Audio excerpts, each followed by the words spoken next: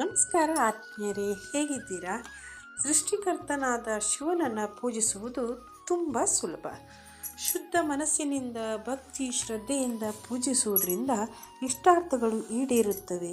ಆದರೆ ಶಿವನ ಪೂಜೆಯ ಸಮಯದಲ್ಲಿ ಕೆಲವು ಮುನ್ನೆಚ್ಚರಿಕೆಗಳನ್ನು ತೆಗೆದುಕೊಳ್ಳಬೇಕು. ಅಪ್ಪಿತಪ್ಪಿಯೂ ಶಿವಪೂಜೆಯ ಸಮಯದಲ್ಲಿ ಕೆಲವು ತಪ್ಪುಗಳನ್ನು ಮಾಡಬೇಡಿ, ಇಲ್ಲದಿದ್ದರೆ ಶನಿ ದೋಷ ಉಂಟಾಗುತ್ತದೆ ಎಂದು ವೈದಿಕ ಪುರಾಣಗಳು ಹೇಳುತ್ತೆ. ಈ ಹಿನ್ನೆಲೆಯಲ್ಲಿ ಶಿವಪೂಜೆ ಮಾಡುವಾಗ ಯಾವುದೇ ತಪ್ಪುಗಳನ್ನು ಮಾಡಬಾರ್ದು. ಎಷ್ಟು ಮುಂಜಾಗ್ರತೆಯಾಗಿ ಈ ಪೂಜೆಯನ್ನು ಮಾಡುತ್ತೇವೋ ಅಷ್ಟು ನಮ್ಮಲ್ಲಿ ಅಭಿವೃದ್ಧಿಯನ್ನು ಹೊಂದುತ್ತೇವೆ. ಹಾಗಾದರೆ ಆ ತಪ್ಪುಗಳು ಯಾವ್ಯಾವುದು ಅಂತ ಈಗ ತಿಳ್ಕೊಳ್ಳೋಣ. ಭಸ್ಮ ಶಿವನಿಗೆ ಅತ್ಯಂತ ಪ್ರಿಯವಾದದ್ದು. ಇದನ್ನು ವಿಭೂತಿ ಅಂತ ಕೂಡ ಕರೀತಾರೆ. ಇದನ್ನು ಹಣೆಯಲ್ಲಿ ಧರಿಸುವ ಭಕ್ತರನ್ನು ರಕ್ಷಿಸುತ್ತದೆ ಎಂದು ವಿದ್ವಾಂಸರು ಹೇಳುತ್ತಾರೆ. ಆದ್ದರಿಂದ ವಿಭೂತಿಯನ್ನು ಹಣೆಯ ಮೇಲೆ ಅಡ್ಡಲಾಗಿ 3 ಗೆರೆಗಳನ್ನು ಇಡಬೇಕು. ಹೀಗೆ ವಿಭೂತಿಯನ್ನು ಹಚ್ಚುವುದರಿಂದ ಪಾಪಗಳು ನಾಶವಾಗುತ್ತವೆ ಎಂಬ ನಂಬಿಕೆ ಇದೆ. ಭಸ್ಮವನ್ನು ಶಿವಪೂಜೆಯಲ್ಲಿ ಬಳಸಬೇಕು. ಅಂದರೆ ಶಿವಪೂಜೆಯಲ್ಲಿ ಅಪ್ಪಿತಪ್ಪಿಯು ಕುಂಕುಮ ಬಳಸಬೇಡಿ, ಲಿಂಗಕ್ಕೆ ಕುಂಕುಮ ಹಚ್ಚಬೇಡಿ. ವಿಭೂತಿ ಮತ್ತು ಶ್ರೀಗಂಧದಿಂದಲೇ ಅಲಂಕಾರ ಮಾಡಬೇಕು. ಶಿವನ ಅಭಿಷೇಕದಲ್ಲಿ ನೀರು, ಕಬ್ಬಿನ ರಸ, ದ್ರಾಕ್ಷಿ ರಸ ಇತ್ಯಾದಿಗಳನ್ನು ಬಳಸಬಹುದು. ಆದರೆ ತೆಂಗಿನ ನೀರನ್ನು ಶಿವಲಿಂಗಕ್ಕೆ ಅರ್ಪಿಸಬಾರದು. ಶಿವ ದೇವಾಲಯದ ಸುತ್ತ ಪ್ರದಕ್ಷಿಣೆ ಹಾಕುವ ಬಗ್ಗೆ ಕೆಲವು ನಿಯಮಗಳಿವೆ. ಬೇರೆ ದೇವಸ್ಥಾನಗಳಲ್ಲಿ ಮಾಡುವಂತೆ ಪ್ರದಕ್ಷಿಣೆ ಮಾಡಬಾರದು. ಶಿವನ ದೇವಸ್ಥಾನದಲ್ಲಿ ಚಂಡಿ ಪ್ರದಕ್ಷಿಣೆ ಮಾಡಬೇಕು ಅಂತ ಶಾಸ್ತ್ರಗಳು ಹೇಳುತ್ತೆ. ಹಸುವಿನ ಹಾಲಿನಿಂದ ಶಿವಲಿಂಗಕ್ಕೆ ಅಭಿಷೇಕ ಮಾಡಬೇಕು. ವಿಶೇಷವಾಗಿ ಸೋಮವಾರದಂದು ಶಿವನಿಗೆ ಹಸುವಿನ ಹಾಲಿನಿಂದ ಅಭಿಷೇಕ ಮಾಡಿದರೆ ಅತ್ಯಂತ ಫಲಪ್ರದವಾಗುತ್ತದೆ ಎಂದು ನಂಬಲಾಗುತ್ತೆ.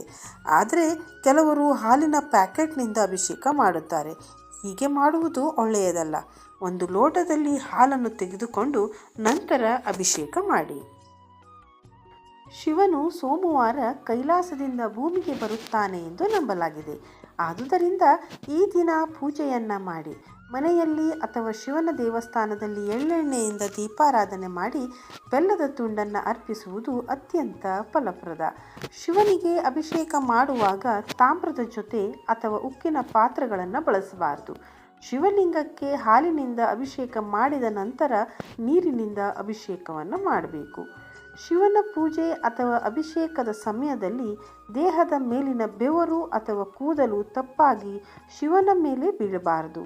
ತಕ್ಕ ಮಟ್ಟಿಗೆ ಆರಾಧನೆಯನ್ನು ಮಾಡಬೇಕು. ಮನೆಯ ಪೂಜಾ ಕೊಠಡಿಯಲ್ಲಿ ಶಿವಲಿಂಗವನ್ನು ಇಟ್ಟರೆ ನಿತ್ಯ ನೀರು ಪೂರೈಕೆ ಆಗುವಂತೆ ವ್ಯವಸ್ಥೆ ಮಾಡಬೇಕು. ಬಿಳಿ ಅಮೃತಶಿಲೆಯ ಶಿವಲಿಂಗವನ್ನು ಮನೆಯಲ್ಲಿ ಇಡಬೇಡಿ. ಮನೆಯಲ್ಲಿ 1ಕ್ಕಿಂತ ಹೆಚ್ಚು ಶಿವಲಿಂಗ ಇರಬಾರ್ದು.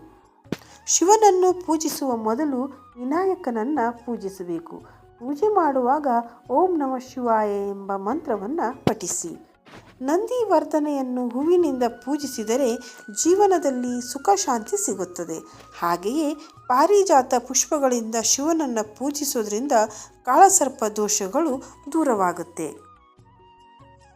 ಸೋಮವಾರದಂದು ಲಯಕಾರನು 3 ದೇವರುಗಳೊಂದಿಗೆ ಶಿವನ ದೇವಾಲಯದಲ್ಲಿ ಇರುತ್ತಾನೆ ಎಂದು ಪುರಾಣಗಳು ಹೇಳುತ್ತೆ. ಆದ್ದರಿಂದ ಸೋಮವಾರದಂದು ಶಿವನ ದೇವಸ್ಥಾನಕ್ಕೆ ಹೋದವರಿಗೆ ಯಾವುದೇ ತೊಂದರೆಗಳಿಲ್ಲದೆ ಶಿವನ ಅನುಗ್ರಹ ದೊರೆಯುತ್ತದೆ ಎಂಬ ನಂಬಿಕೆ ಇದೆ. ಧನ್ಯವಾದಗಳು. ಈ ಮಾಹಿತಿ ನಿಮಗೆ ಇಷ್ಟವಾಗಿದ್ದಲ್ಲಿ ಈ ವಿಡಿಯೋವನ್ನು ಲೈಕ್ ಮಾಡಿ, ಶೇರ್ ಮಾಡಿ, ಕಮೆಂಟ್ ಮಾಡಿ, ಹಾಗೆ ಈ ಚಾನಲನ್ನು ಕೂಡ ಸಬ್ಸ್ಕ್ರೈಬ್ ಮಾಡಿ.